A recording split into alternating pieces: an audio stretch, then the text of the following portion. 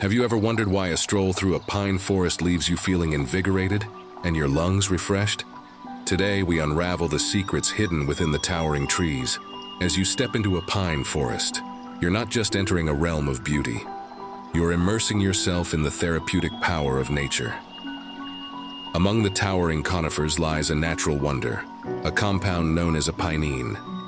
Meet a-Pinene, an anti-inflammatory compound abundantly found in conifers, particularly pine trees. This remarkable substance has been linked to a myriad of health benefits, turning your forest walks into more than just a scenic experience.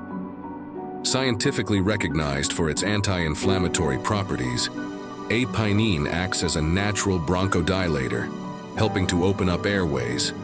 This is why that deep breath in a pine forest feels so revitalizing. But the story doesn't end here. Interestingly, a-Pinene isn't exclusive to pine trees. It's also found in abundance in another realm of nature, marijuana plants. This shared compound highlights the interconnectedness of various plant species and their potential to contribute to our well-being. Beyond the forest air, a-Pinene is harnessed for its therapeutic properties.